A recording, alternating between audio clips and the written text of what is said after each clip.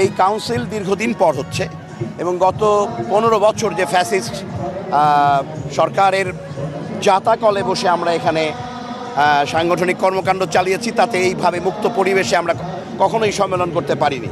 তো নিঃসন্দেহে নেতাকর্মীরা অনেক আনন্দিত এবং অত্যন্ত উৎফুল্ল এবং অত্যন্ত আনন্দের সাথে তারা আজকে এই সম্মেলন পালন করছে। সম্মেলনে সবই শুরু হতে যাচ্ছে, এখনও উদ্বোধন হয়নি, কিছুক্ষণের মধ্যে উদ্বোধন হবে। আমাদের চিফ গেস্টরা এসে গেছেন, এখানে আমরা কিছুক্ষণের মধ্যে সম্মেলন উদ্বোধন করে ইনশাআল্লাহ সম্পূর্ণ গণতান্ত্রিক পরিবেশের মধ্য দিয়ে একটা কাউন্সিল অনুষ্ঠিত, নতুন নেতৃত্ব আসবে এবং সেই নতুন নেতৃত্ব বিএনপিকে আরও গতিশীল করবে। বার্তা একটাই, আমাদের এই দেশকে ঐক্যবদ্ধ হতে হবে, গণতান্ত্রিক পরিবেশ ফিরিয়ে আনতে হবে এবং এই দেশের গণতান্ত্রিক প্র্যাকটিস চালু করতে হবে। দীর্ঘ 54 বছর এদেশে গণতন্ত্র বারবার বাধাগ্রস্ত হয়েছে। আমাদের একটাই লক্ষ্য, এদেশে গণতন্ত্র প্রতিষ্ঠা করা।